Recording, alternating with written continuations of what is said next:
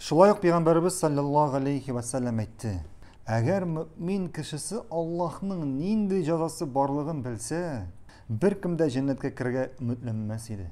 Әгәр кафир кешесе Аллаһның нинди шәфкать иясе, ягъни мәрхәмәтле икәнен белсә, беркем дә җәннәткә керү өметен өзмәс иде.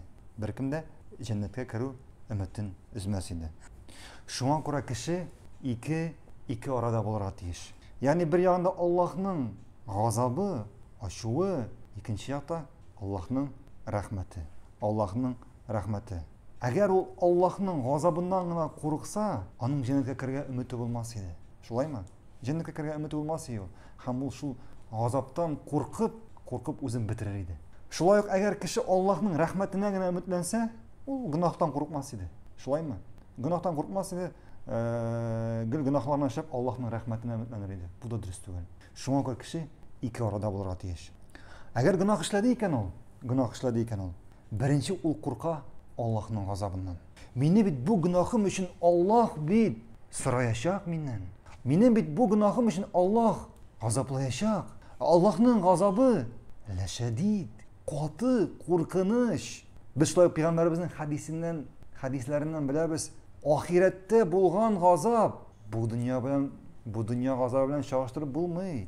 Eğer Allah ahiretteki gazabını bu dünyaya birse kişiler bu gazap karşılayı almaslar idi. Bu gazaptan isen kalalmaslar idi. Şuna göre kişi günah işlediyken o şundaq Allah'ın gazabından korkarga tiyiş. Hem şuşu korku anı koya alıp bara tövbege. O şu gazaptan korkup tezirek Allah'a istiğfar bilen yani gafu bilen gafu suri Allah'tan. Hem şunda gafu suranda Allah'tan korkup ol Allah'ın rahmetine ümit ete. Allah bit gafu etüşü. Allah bit merhametli. Ol Allah'ın rahmetine ümitlene. Allah'ın rahmetine ümit hem Allah'ın gafu etüne ümitlene. Şulay gıйбадат kılganda ol korka. Allah benim bu gıybetimni kabul kıldı mı iken? Şuşu gıybadatime kirgen riya, başka kimçilik hatalar için Allah beni sıramaz mı iken? Hem şunda oğunda Allah'ın rahmetine ümitlene. Merhamet Allah gafu eder. İnşallah Allah benim bu kimçiliklerimi gafu etip, benim bu gıybadatımni kabul eder. Hem bana küp ecir savab yazır. Allah'ın rahmeti. Hem şulay kişi bilirge tiyiş. Allah'ın rahmeti, onun gazabından büyükrek. Onun gazabından üstünrek. Allah'ın rahmeti onun gazabından üstünrek. Hem şulay yok gıybadat kılganda kişi anlatırga tiyiş түгел. Onun bu gıybadatları, onun bu işlegen amelleri eğer Allah'ın rahmeti bulmasa ana bir nindi fayda getirmeyecek. Hatırlıyorsun biz seninle hadis okuduk. Kıyamet gününde alıp gelirler kişini. 300 yıl gıybadat kılgan. 300 yıl devamında gıybadat kılgan. Hem Allah bu kişiden sorar.